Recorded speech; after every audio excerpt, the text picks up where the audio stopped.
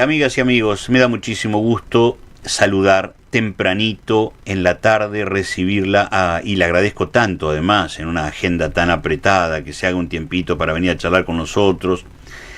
Alguien que nosotros la sentimos muy, muy cercana y máxime cuando se trata de hablar de estos temas vinculados a los derechos humanos, a los del antes y a los del hoy, ¿no? A los del ahora, tanto derecho humano vulnerado en nuestro tiempo también. La doctora Josefina Minata es fiscal federal de aquí, de Concepción del Uruguay. Bienvenida, ¿cómo va? Hola Fabián, un gusto, siempre un gusto estar con ustedes y con tu audiencia, así que agradecida de la invitación. Yo probaría ese micrófono si no hay que ponerlo un poquito más cerca. A ver acá. O no está ahí con alguna dificultad. No sé, a ver ahí. Y si está bien abierto, ¿no? Bueno. No quiero tocar nada. Ahí está fenómeno, ahí está perfecto. Bueno. Muy bien, ya casi la vamos a tener de operadora también a Josefina, acá de una mano en la técnica. Bueno, está. Ahí va, bueno. Ahora sí. Estamos jugando en toda la cancha. Josefina, bueno, estábamos charlando fuera del micrófono. Se viene este 24 de marzo, que no es uno más, primero porque cada uno es importante en sí mismo, pero además son 50 años de el golpe que mucha gente de buena fe festejó, porque decía tal vez venga un tiempo mejor a lo que era una realidad complicada de la Argentina. Bueno, sabemos lo que sobrevino, pero a vos te toca una actividad nada fácil, que es reconstruir ciertas cosas que han pasado, y además en un momento que no resulta tan amigable desde los acompañamientos también, ¿no? Sí, bueno, primero que resulta completamente conmocionante pensar en que han pasado 50 años desde la inauguración, ¿no?, de esa época tan macabra que fue la última dictadura militar en nuestro país, y que esto siga tan a flor de piel en nuestra sociedad, ¿no? Esto que parece tan lejano cuando decimos 50 años, sin embargo, se revive constantemente. Lo hemos pasado la semana pasada, justamente cuando fueron identificadas 12 víctimas de la Perla, con la particularidad de que una de ellas había pasado por nuestra provincia, había sido un trabajador de la represa de Salto Grande, Carlos Alberto Nívoli. Entonces, en la comunidad de Concordia, por supuesto que hay una especial sensibilidad con esta identificación, y que por supuesto nos viene a decir que esos desaparecidos siguen volviendo, ¿no? Y que esta búsqueda, que nunca paramos y que tiene que ver con la imprescriptibilidad de los crímenes de lesa humanidad, pero también con algo que surge como de la entraña más profunda, ¿no?, de lo que pasó en la sociedad, que es el dolor que persiste y que nos obliga a seguir buscando, ¿no? Que eso tiene sentido. Esto nos viene a decir este nuevo grupo de identificaciones. ¿Cuándo empezaste, Josefina, con esto de los vuelos de la muerte, de lo que pudo haber ocurrido en el Delta Entrerriano? Digamos, ¿cuándo empezaron a investigar lo que ha ocurrido o pudo haber ocurrido de acuerdo a lo que se va reconstruyendo también aquí en la provincia de Entre Ríos? Bueno, vos sabés que hice parte de mi carrera en Buenos Aires. Allí ya había tenido ocasión de trabajar en algunas cosas vinculadas a lesa humanidad, más bien en el aspecto económico de los delitos de lesa humanidad, lo que fue el robo de bienes a las víctimas de la ESMA, otros temas, ¿no? Y luego en el área de dictámenes ante la Corte tuve ocasión de conocer prácticamente todas las causas de lesa humanidad que llegaban a la instancia de la Corte Suprema de Justicia de la Nación. Es decir que yo tenía una amplia lectura de lo que había sucedido, y cuando vine a hacerme cargo de la Fiscalía de Concepción del Uruguay me encontré con una causa judicial que se había reabierto a instancias de un periodista local, de Fabián Mañota, sí, que siempre lo menciono porque la verdad es que... Colega de Gualeguaychú, ¿no? De Gualeguaychú. Siempre lo menciono porque esa investigación permitió la identificación de varios testigos, de personas que pudieron aportar después a la causa. Fue como un primer pantallazo de lo que había sucedido en el Delta, con algo específico que no ocurre en ninguna otra causa, que es que en nuestro Delta los testigos observaron un momento que no se observó en otro lado, que es el lanzamiento de los cuerpos al río Paraná. Encontrarte con personas que te dicen: yo vi cuando los tiraban, sentí el chicotazo del agua al caer, escondíamos a los niños que iban en la lancha porque no queríamos que vieran los cadáveres flotando. Los teníamos mucho tiempo atracados en el muelle porque la policía no los quería buscar. La prefectura nos decía que los dejáramos correr con el agua y teníamos que abrirlos con un palo para que la corriente se los llevara, porque si no los niños veían ese espectáculo. Es decir, una serie de testimonios que son, por un lado, inéditos y por otro lado, únicos. Y esto es muy fuerte, ¿no? Pensar que lo que se fue sabiendo sobre los vuelos de la muerte a lo largo del tiempo, primero surge desde adentro de los centros clandestinos de detención, cuando las víctimas comienzan a sospechar que eso a lo que se le decía traslado y que significaba formar a las víctimas en fila, se les ponía una inyección, se les vendaba los ojos, se las desnudaba, se las subía a un avión. Se fue sabiendo puntualmente por un sobreviviente, por personas que lo iban denunciando, que eso en definitiva eran vuelos de la muerte.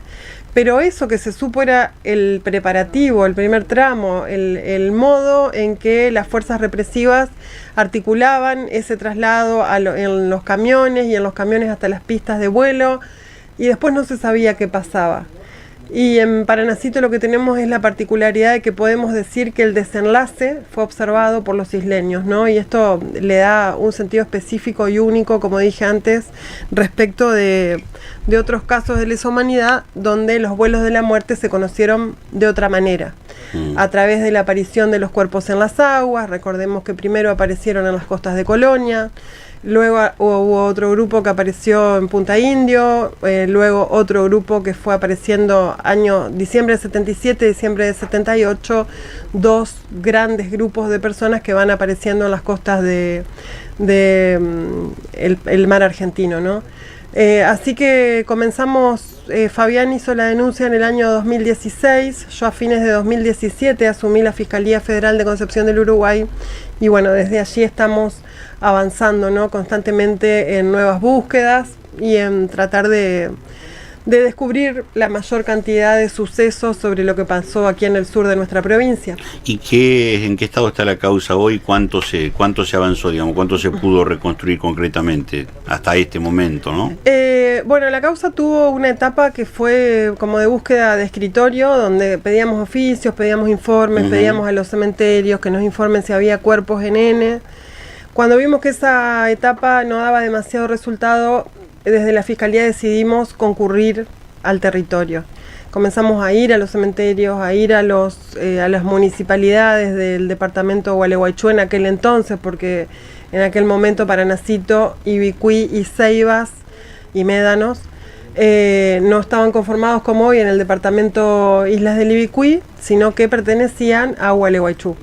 Así que comenzamos a recorrer esos municipios, a hablar con la gente, hicimos un rastreo de todos esos testigos que Fabián Mañota había contactado en su momento, recorrimos el delta, navegamos muchas horas y a partir de allí hicimos una fuerte reconstrucción testimonial sobre lo acontecido. A partir de eso a mí no me quedó ninguna duda de que los vuelos de la muerte habían sucedido en el delta entrerriano. Y ahí empezó, a partir de un testimonio muy clave que lo encontramos gracias a la Prefectura Naval Argentina, que fue el del sepulturero. El sepulturero es la persona que nos dice que en el cementerio de Villa Paranacito traían cuerpos, que los traían las fuerzas represivas y que ellos en el cementerio estaban obligados a darles una sepultura informal. Ese señor lo vio, digamos, ese testimonio directo. Casi todos son testimonios de ese estilo, ¿no? Ajá. Directos. Ese señor los vio. Inclusive nos dijo el modo en que él los había enterrado, la manera, el lugar. Vino el equipo argentino de antropología forense, efectivamente encontró los cuerpos que el señor había dicho, pero a diferencia de lo que pasa en otros lugares, como ustedes sabrán, el cementerio de Paranacito se encuentra en un lugar inundable, con un terreno muy particular, muy anegadizo, que se inunda permanentemente, de modo que el estado de conservación de los huesos no fue óptimo. Entonces, esas identificaciones, por el momento, con la tecnología que hay hasta el momento, no la hemos podido realizar. No quita que se pueda en algún momento, pero bueno, de momento en ese sentido, esos cuerpos no están individualizados. Entonces comenzamos otra etapa, que fue una etapa de relevamiento documental, donde hicimos un trabajo muy profundo de estudiar planillas de vuelo, de estudiar documentación de las distintas fuerzas que operaban en la zona, y encontramos muchas compatibilidades de registros burocráticos con vuelos, ¿no? Con vuelos clandestinos, con vuelos a lugares que eran inusuales, con vuelos con personal que era inusual. De modo tal que también... ¿Y eso que con planes de vuelo? Con las planillas de vuelo, con libros de mensajes cifrados, que eran mensajes secretos que se enviaban en aquella época. Y bueno, y distinta documentación desde libros de novedades, distintos libros de registro, digamos, de aquella época. De tal modo que realmente no quedó ninguna duda de que eso que decían los testigos tenía un correlato también en la burocracia. Entonces, ahora estamos iniciando una tercera etapa que tiene que ver con la búsqueda de otra modalidad de descarte de cuerpos que también fue constatada a través de los testimonios, que es el lanzamiento de tambores rellenos de cemento con cuerpos dentro, ¿no? Eso también se ha recogido, hay muchos testimonios en este sentido. Entonces estamos en una búsqueda de tecnología para poder rastrear. Así que había distintas modalidades para lanzar los cuerpos. Sí, básicamente el Delta, esas dos modalidades, ¿no? El lanzamiento desde lanchas de los tambores, incluso también desde helicópteros, o los cuerpos sin ningún tipo de envoltorio, digamos, más que una bolsa, por ejemplo, podía ser, o a veces el cuerpo suelto.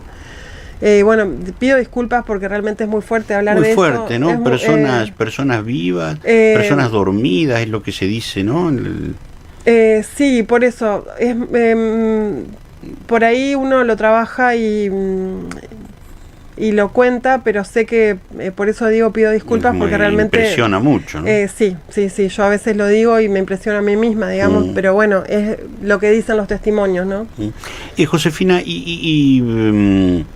¿ustedes pretenden llegar a un juicio, digamos, con personas imputadas o un juicio, o será algo como si fuese un juicio por la verdad, como el caso de Napalpí, por ejemplo? Fue algo que evaluamos. Yo ahora lo que quiero es agotar los recursos para ver si encontramos esta modalidad en los barriles, ¿no? Sobre todo porque también hay testimonios de esta clase de barriles en costas de Colonia, también en las costas de Zárate Campana. Entonces me parece que se trata de una dimensión poco explorada, pero que sin embargo el equipo argentino de antropología forense ha realizado identificaciones también en estos barriles. Recordaremos que aparecieron algunos en el río Luján, algunos otros en un campito cerca de Campo de Mayo, porque se había dragado un curso de agua cercano y ese fondo de dragado había ido a parar a este lugar, entonces del río habían sacado estos tambores. Entonces, la verdad es que antes que un juicio por la verdad, yo quisiera, en primer lugar, explorar esta hipótesis de los tambores, ¿no? Que, dicho sea de paso, fue el modo en que se inicia la causa. La primera denuncia que hace un policía de la zona no refiere vuelos de la muerte, sino que refiere al lanzamiento de un tambor. Entonces, no lo descarto como posibilidad al juicio por la verdad, pero de momento estamos intentando, por último, esta medida probatoria, a ver si podemos finalmente hacer estos hallazgos que estamos buscando, ¿no? En cualquier caso, ¿llegaremos a ponerle nombre y apellido a los responsables? Mire, dependen mucho de identificar a las víctimas. Dependen mucho, ¿no? Porque hay hipótesis que nos dicen que los vuelos venían de Rosario. Hay hipótesis que dicen que podrían venir de Campo de Mayo, hay otras que podrían ser de la ESMA. Claro. En el caso de los tambores, desde la CONADEP hay registro de tambores en Córdoba, que no se supo qué pasó con ellos. Entonces, la verdad es que dependen mucho de si se puede encontrar o no alguna víctima. Por eso, antes que el juicio por la verdad, yo decidí intentar esta última etapa, porque es muy importante, ¿no? Pero habría entrerrianos partícipes de esto, por lo menos en el encubrimiento, esto que vos decías, la policía que no quería sacarlos, todas estas cosas, ¿no? Sí, lo que observamos es un patrón común por parte de las fuerzas policiales que actuaban en la zona de permitir en un modo que los cuerpos no se recogieran. Claro. ese fue el rol de las fuerzas represivas locales, ¿no? De directamente no hacer nada frente al hallazgo de un cuerpo, que ya obviamente significa algo por fuera de la norma, ¿no? Las normas dicen que cuando hay un ahogado en el agua o alguna persona, un cadáver en el agua, se debe rescatar, se debe identificar. Sí, vemos un montón de veces en las noticias, quienes vivimos junto al río, que se está buscando un cuerpo, que se encontró el cuerpo, que se lo llevó para identificar. Bueno, todo ese procedimiento burocrático de rigor en aquel momento no se hizo, y eso es lo que se le podría imputar eventualmente a los responsables locales. Pero bueno, para eso tendríamos que tener, ¿no?, un caso concreto sobre el que trabajar. Sí, claro. Y esto, digamos, la Fiscalía le dedica un tiempo, el tiempo posible, dentro de un marco de actividades muy profusas y muy disímiles que tocan, ¿no?, la cotidianidad del andar. Sí, tenemos también un poco de divididas las tareas, ¿no?, entre todo el personal de la Fiscalía. Yo personalmente me ocupo de este tema porque es un tema que me interesa y porque además son los delitos más graves que contempla nuestro ordenamiento penal, claro. Así que en orden de importancia, digamos, no habría algo por encima de estos casos, más allá de que obviamente a veces surgen cosas urgentes, pero en líneas generales tenemos dividido el trabajo como para no descuidarlo también, ¿no? Doctora, y hablando puntualmente de este tema, ¿cómo se trabaja, con qué recurso, cuánto ayuda? Porque hay momentos y momentos del Estado, ¿no? Y hay climas de época también, y sabemos el que toca hoy. Sí, yo verdaderamente tengo que decir que cada vez que he solicitado información, esa información estuvo. Es cierto que hay algo que ha disminuido en mucho la fuerza con la que investigábamos, que es el retiro de las querellas en líneas generales, ¿no?, de la Secretaría de Derechos Humanos de Nación. Claro. Entonces eso, por supuesto, siempre debilita la investigación porque obviamente... El desmantelamiento de algunas áreas que ayudan para investigar también, ¿no? Exacto. Entonces... eso sucede, pero bueno, también lo hacemos con mucho compromiso. Hay algunas cuestiones que son económicas porque la búsqueda debajo del río requiere de una tecnología especial que no tienen las fuerzas policiales y que habría que ver cómo podemos hacer para financiarla, que en eso un poco estamos, ¿no? Hay tecnología muy nueva que no está en el Estado, que es búsqueda por drones, búsqueda de relevamiento. Bueno, en Ibicuí utilizamos por georradar. Eso sí lo tiene la Gendarmería y lo puso a disposición también. Pero bueno, nosotros la verdad es que insistimos y lo vamos a seguir haciendo, más allá de la coyuntura que a veces ayuda, a veces no ayuda. Sí, pero, claro. Sí. El gran desafío tuyo en lo profesional, digamos, en este camino, por lo menos en esta Fiscalía, más allá de todo lo demás. Bueno, vos sabés muy bien que yo tengo otro enorme desafío vinculado con la lucha contra el narcotráfico, claro, que obviamente me desvela mucho. Y hablamos mucho y algún día hablaremos de eso, porque cuando vos decís narcotráfico, estás diciendo narcotráfico en serio, ¿no? El gaucho que tendrá que cumplir con lo que le toque, pero sabemos por dónde se corta el hilo, ¿no? También me interesan mucho los temas de medio ambiente, pero la verdad es que, como dije, te atraviesa de un modo muy especial escucharle a las víctimas de lesa humanidad. Entonces, la verdad es que en lo personal siento un enorme compromiso, lo siento en el corazón, además también porque toda esa herida que ha quedado y el escuchar tanto el dolor de las familias que todavía siguen buscando, hace que obviamente uno le pone un poquito más de alma, ¿no?, a este trabajo. Pero sí, por supuesto, para mí es un enorme desafío. Me encantaría poder encontrarlos a todos los que faltan en la costa del Uruguay. Así que bueno, vamos a intentar que así sea. Ojalá, es la esperanza que tenemos, ¿no? Doctora, muchas gracias, ¿eh? Siempre muy generosa con nosotros, con el tiempo. Gracias por atendernos. Generalmente hay malas noticias cuando tenemos que hablar. Por ahí nos hablamos y nos mandamos un poquito de otras cosas, de música, de esas cosas. Un poco de chamamé. de la ciudad del canto y la esperanza. Estuvimos ahí en Federal, estuvo lindo este año, como todos los años, ¿no? Así que bueno, muchas gracias y que nos siga encontrando la vida en esta vereda, sobre todo, ¿no? Pensando en que los derechos humanos tenemos que entenderlos y acompañarlos en todos los tiempos. Tiempo bravo este que toca, y bueno, le deben tocar situaciones también vinculadas con eso en la cotidiana, ¿no? Bueno, Fabián, sí, toca de todo. Pero bueno, muchísimas gracias por la invitación y también quiero dejar una invitación a tus oyentes a que acompañen este año las actividades del 24 de marzo que organizan los distintos municipios, el municipio de Concordia, municipio de Concepción del Uruguay, municipio de Concordia no, familiares de Concordia. ¿Estuviste ahí? Sí, estuvimos ayer en una charla muy concurrida sobre los vuelos de la muerte, donde estuvieron Fabián Mañota, María Laura Gembe, una investigadora de excelencia. Pero bueno, creo que es un año en que estos 50 años deben ser recordados y por eso creo que sería bueno que también la población lo recuerde y lo acompañe. Muchas gracias, muy amable. De nada, Fabián, gracias. La doctora Josefina Minata, fiscal federal de Concepción del Uruguay.